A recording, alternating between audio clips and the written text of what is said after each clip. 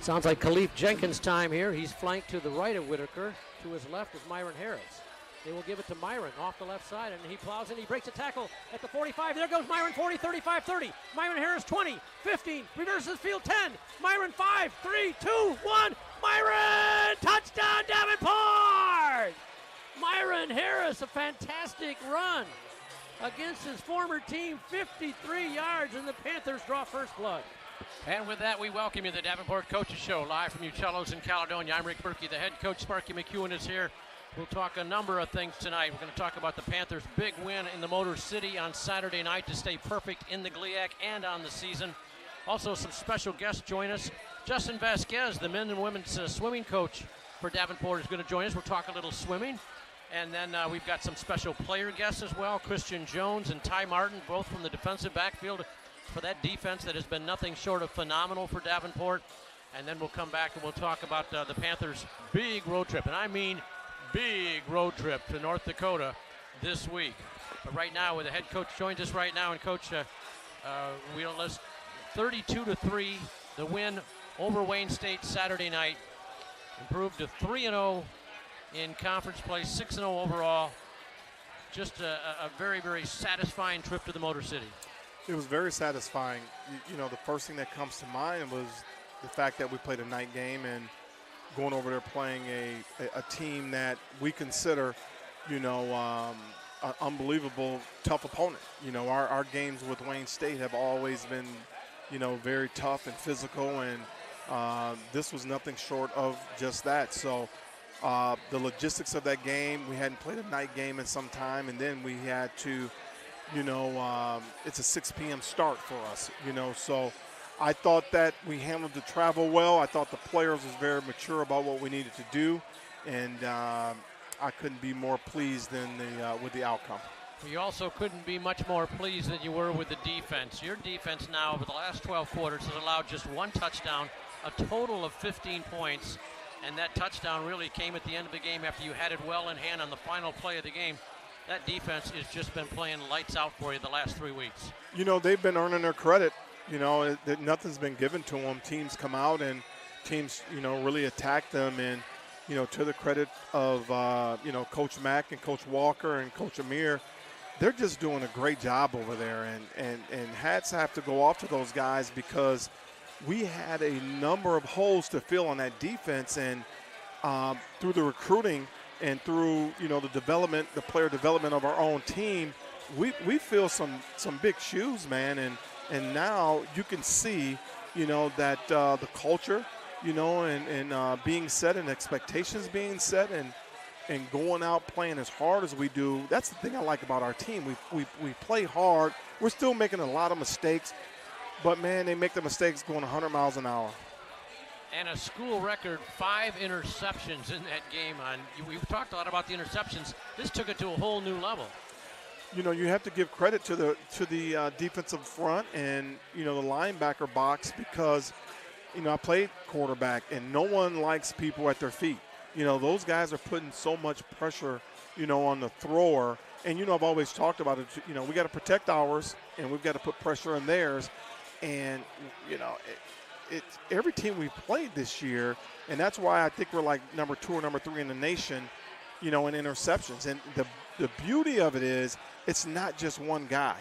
We've got a host, you know, of student athletes making plays, you know, on the ball, and that's big because I think right now we're plus 11, and that's huge when you can do that. Well, you had 6 sacks in the game, and even more than that, hurries, which just lends to what you're talking about, forcing them to throw the ball a little sooner than they want. The offense also contributed 274 yards as a team, and Myron Harris, we just heard one part of his school record, 161-yard performance. You know, that offense it's flying under the radar, you know, and it's flying under the radar because of what our defense is doing. And, you know, you have to give a lot of credit to Coach Russell and what's going on with that offensive line. You know, our offensive line is, you know, it's like a slow death. You know, they just keep, you know, plugging away on you and they lean on you. And what people don't understand is I think we have the biggest backfield in the world. Did you hear what I said? Yeah. In the world. In the world. Because you got you got Khalif that's 260, burgers, all right? You've got our quarterback that's 230, okay? And then you got Myron that's at 225. You do the math. That's around 700 pounds of beef. That's almost a half a ton of football fun. I love it. I'm not mad about it. I love it. That is great. But again, you're known. Coach Russell's known for, and with Jason Whitaker being aggressive and attacking type offense, because of the success of your defense, and because of the rushing game success, are you being more selective as far as when to attack? I don't know if it's so much that as it is, when you take a look at the GLIAC and you know that the two top teams in the country, they reside 25 minutes to the west, one's 50 minutes to the north, and you watch those teams go out and just, run people over, and as a defense, you better build your defense to stop that.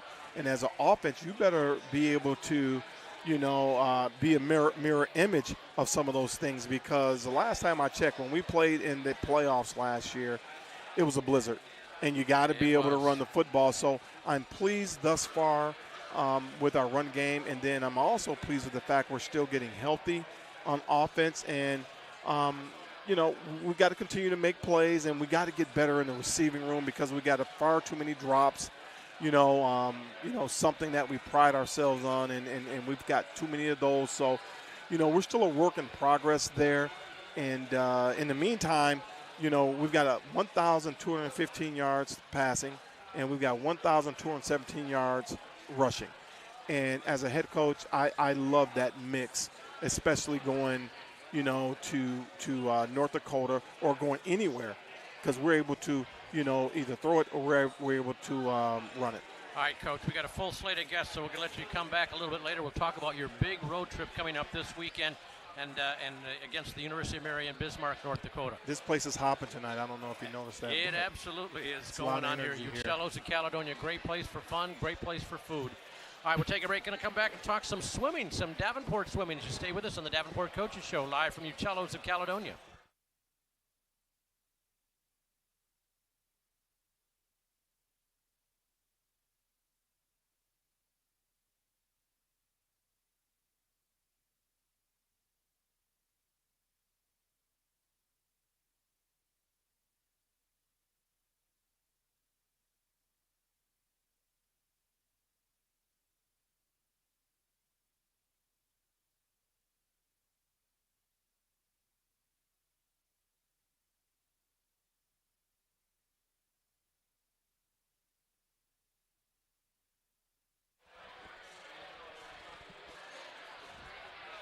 And we continue with the Davenport Coaches Show, switching gears a little bit, talking football. Now we're going to go in the pool. That's right, not literally, although it doesn't sound like a bad idea. Justin Vasquez, the men's and women's swimming diving coach, joins us right now. 6 years as the head coach. And, Coach, we'll talk a little bit about your team, specifically how's it going. But just overall, I want to ask you the challenges of coaching two different teams, because, you're the men's team and the women's team. Sometimes you must feel like, I wish I could spend more time with just, one team and not have to focus on two. Yeah, I think it's actually an advantage, I think, for us to have both teams. I mean, we do everything together, so we're practicing together. We travel for competitions together, and so, they feed off each other, and I think it's actually an advantage for us or for any program to have a men's and women's team together. Well, let's talk about both programs. We'll start with the men's side, 1-2 on the season, but last weekend you got a nice win against St. Ambrose. Yeah, they're a really tough NAIA program. They'll probably end up top 4 in the country when it comes down to it in March, and so I knew they were tough coming in. We swam St. Cloud and Northern the week prior, and it was week 4 of a heavy training week for us and training cycle, and so we got to come home last week and swim against St. Ambrose and Eastern Illinois on the women's side, and we swam really well, and we put up some fast times. Well, one of those guys with the fast times, Marcel Setlak, he set a school record in the 200 backstroke with 150.58. Yeah, broke the school record by about 2 seconds, and he's only a few seconds off from qualifying for nationals and being a potential national scorer. So that's really exciting. Freshman, right? Yeah, freshman from Poland. Yeah.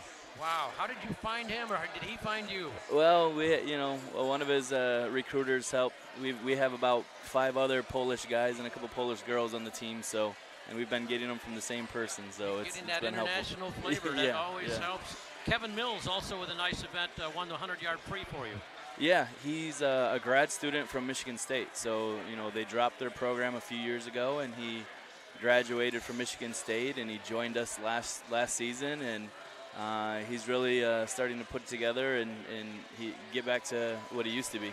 As an educator, as a coach, that still has to twinge at your heart when you hear a school drop a swimming program. Yeah, absolutely. One of the things that we talked about when he came in and chatted with us about potentially swimming, he was going to come here for school, and we talked about let's finish it up and let you have an opportunity to finish your career, the right way, and he's been a great leader for us. Let's switch over to the women's side, Justin. 2-2 on the season, but again, a big weekend last week. You got wins over Eastern Illinois and St. Ambrose. Yeah, Eastern Illinois. This year we added a few D1 schools, so we added Eastern Illinois. In a couple weekends, we're heading down to University of Illinois Chicago and Wisconsin Milwaukee, and so they were kind of the first D1 school that we wanted to bring in here and swim at home, and our girls took care of business. Well, one of those girls that took care of business, Ella Wagner, she won the 400 IM and fantastic time, made the NCAA cut time. Yeah, so she made NCAA B cut and is what does that mean, B cut? So what they do is either an A cut is an automatic and a B cut is consideration. So once we enter all the times in February, they take the top 27 people get invited, and she's about a half a second off of what got invited to nationals last year. And so right now I think she's like 6th or 7th in the country with that time. So she had a great swim, and she's been having a great season. Well, she won that event by nearly 10 seconds. How about your women's 400-yard medley relay? A big win there. Tell us a little bit about those swimmers. We'll start with Alicia Pinkowicz. Yeah, she's another athlete that we have from Poland, and she's a freshman, and she can swim the backstroke, the butterfly, the freestyle for us. She had a great weekend as well. She is also just off of NCAA cuts and qualifications, and our women's medley relays were right at school record, and usually we're not swimming that fast until the Don Kimball meet, which is right before Thanksgiving or conference in February. So to be able to do that, 4 weeks ahead of schedule is a great start for us. Mallory Brownrigg and Rebecca Wallace also on that relay team.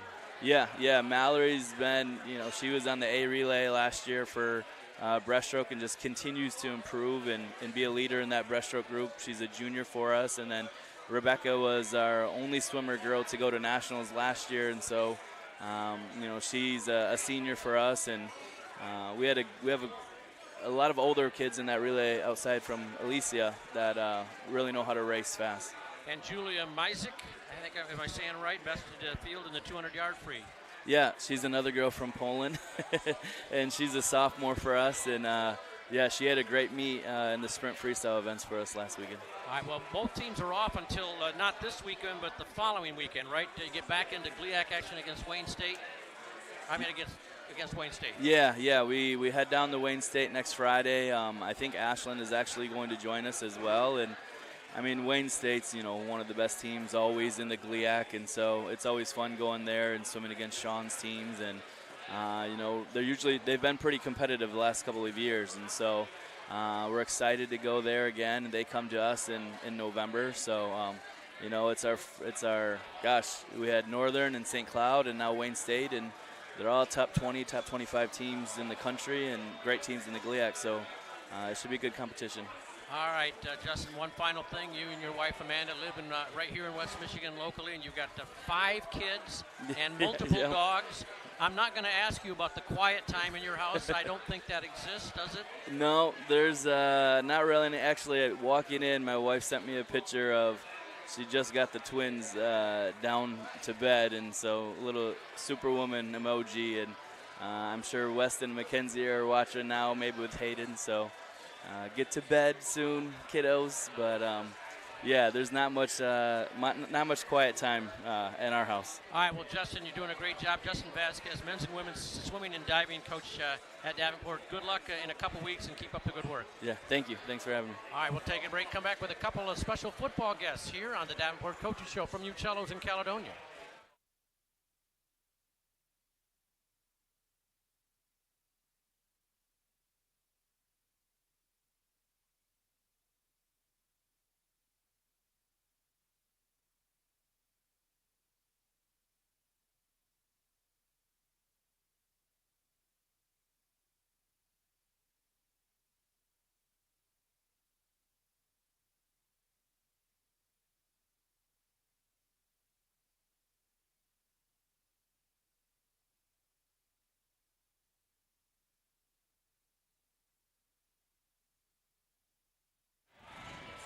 The Davenport Coaches Show rolls on from Uccellos in Caledonia. We're here Tuesday nights, 7 o'clock. You can always catch us on our YouTube channel, and you can watch it later if you don't catch it live. We're now back to a football mode now. We're visiting with a special guest from the football team, defensive back Christian Jones, a 6'3", 200-pound redshirt junior. He had a big game on Saturday night, as so much of the defenders did with that. And we thought you'd enjoy hearing one of his big plays. Man in motion, right to left. Fake the handoff, back to pass. McLean throws it over here. He is caught, and he's hammered right away. Oh, a loss.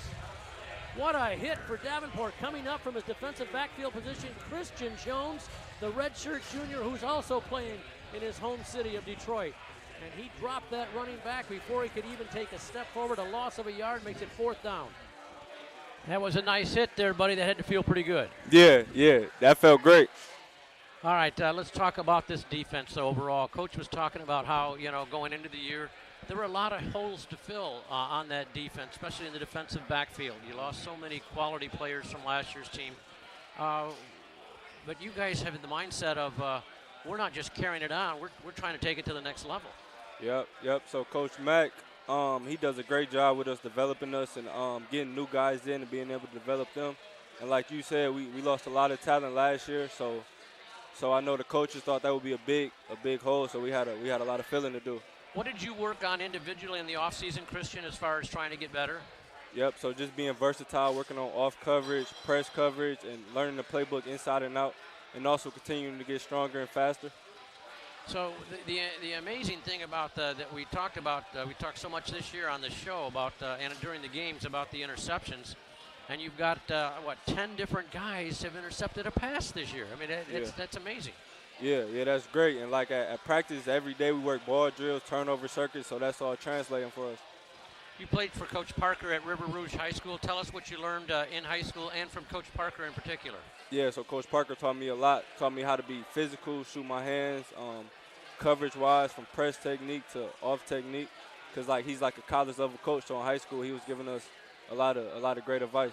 And you won a state title in there. What do you remember? Yep. What do you remember from that year? Yep. So that year our team was stacked. That year, we had studs, and that year it was crazy because we lost the first game of the season, and guys might have thought like it was going downhill from there, but we just continued to pick it up, and we ended up winning the state title against Muskegon.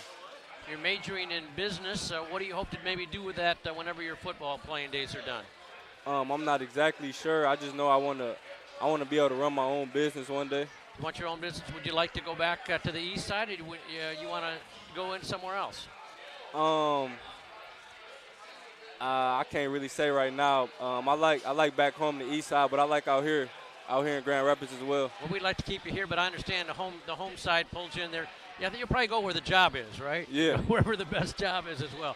All right, tell me where you still have to get better as a defensive back, Christian. So I feel like just always remembering my technique like throughout the game, because defensive back can get like pretty technical. So like just keeping the same technique from the first quarter to the fourth quarter and being able to lock in on my technique throughout the game. All right, so finally, what have the coaches told you? Have they talked to you about this long road trip coming up this weekend, because you haven't had a trip this long? Davenport's never had a trip this long before. Yep, so 15 hours, we just got to lock in. It's a business trip, and we're there to handle business. Well, great having you here, Christian. I know you're enjoying some of that great Uccello's food. Let's go back and wolf it some more of it down, okay? Yep, appreciate you. We'll talk with you again. Christian Jones, our special guest. We've got another one special coming up from the defensive backfield, Ty Martin. Will stay with us here on the Davenport Coaches Show.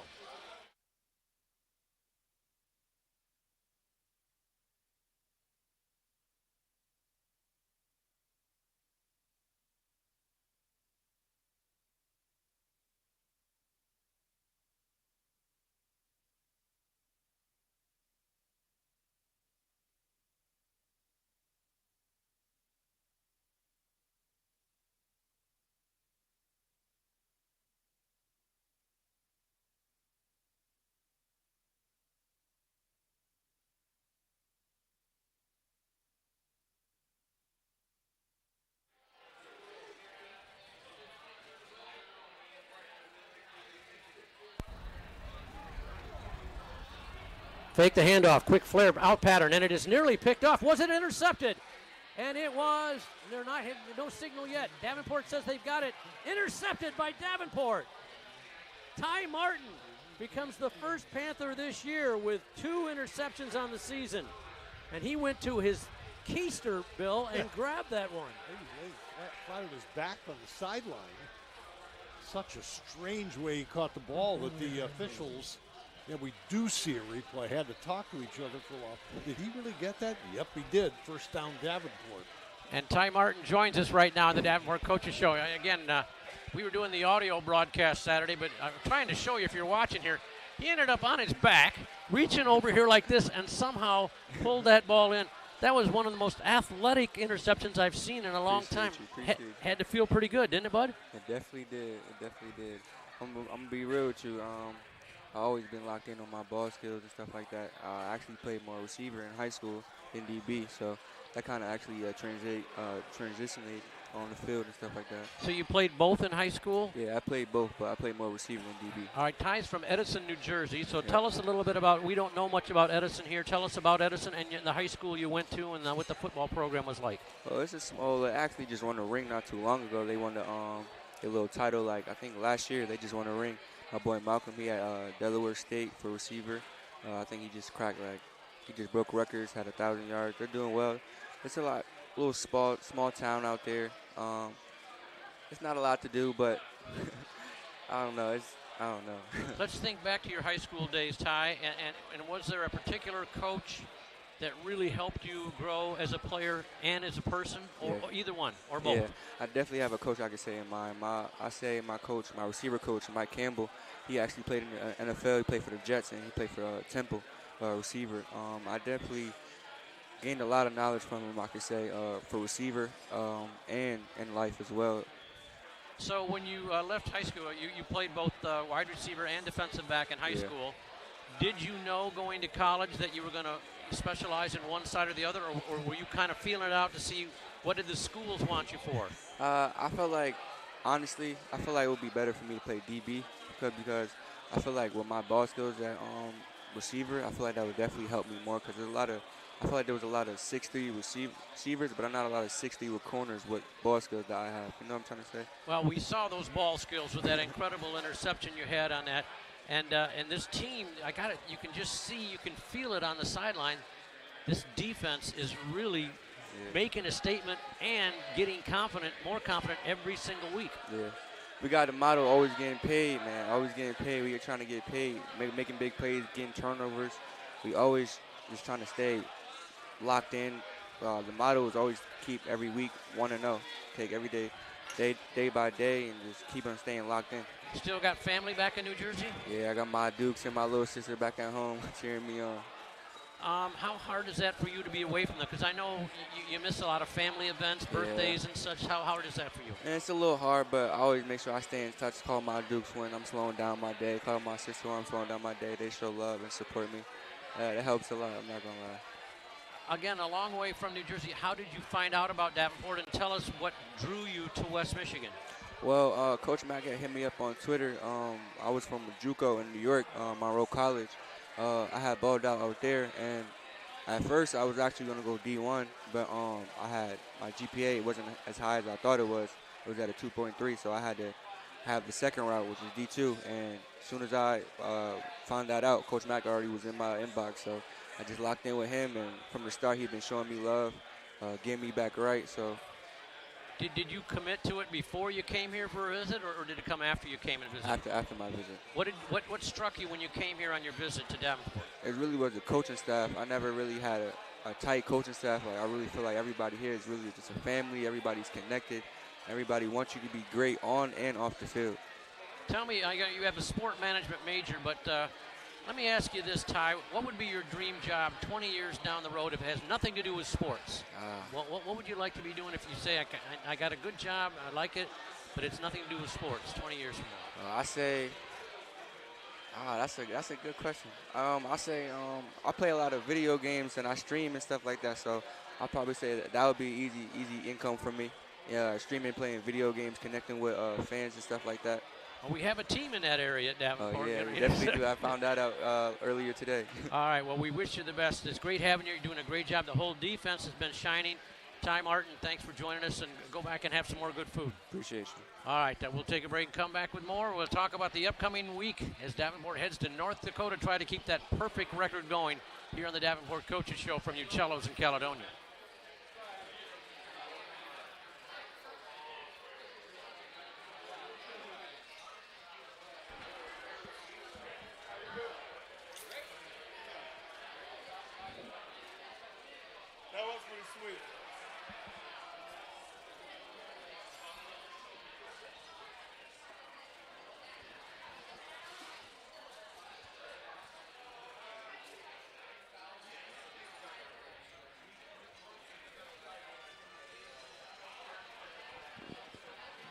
And our final segment of the Davenport Coaches Show as we look ahead to this week's opponent. Davenport tries to extend that record from 3-0 and in the conference. And they won't. It's not it's a non-league game, so they won't be able to improve in that area.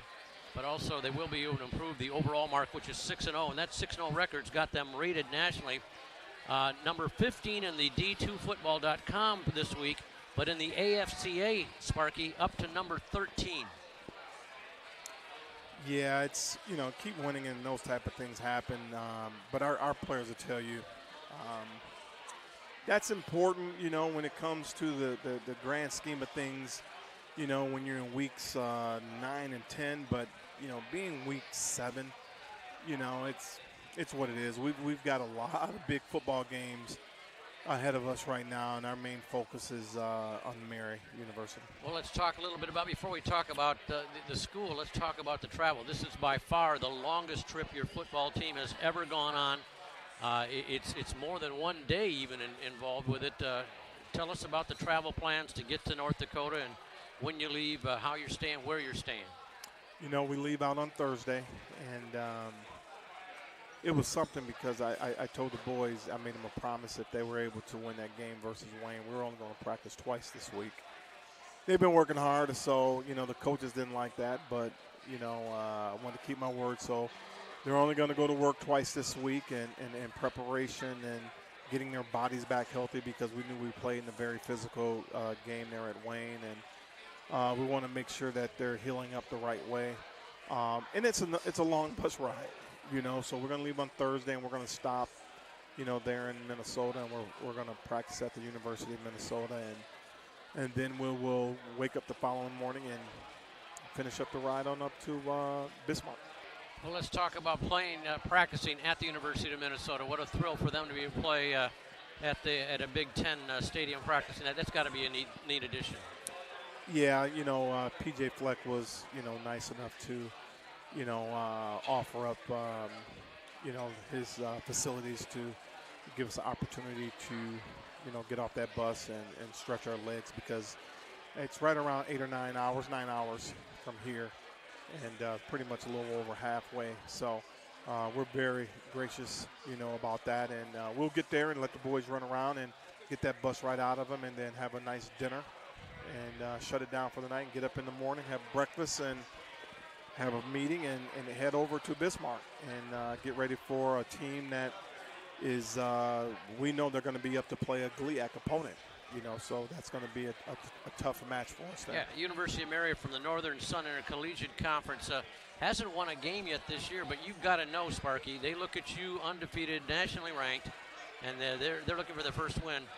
This could be their season if they could pull off the upset here from their standpoint. Well, they play Bemidji State, which is in their conference, and Bemidji State is ranked 9th in the country, and they actually played them to like a 1-score, 2-score game, 10 points somewhere like that. But and they play Mankato and Duluth. They just played Duluth. Duluth actually had their way with them because they lost a number of linemen.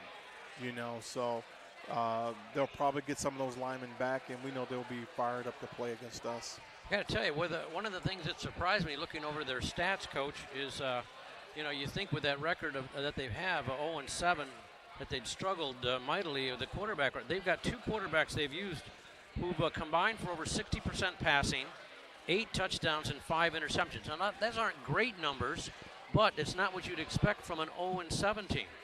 Like I said, they've got some people out, and they played Bemidji State. I saw enough. They played Bemidji State, very close. And, our guys know at this time of the year, there's not one opponent that we don't feel like, we can overlook.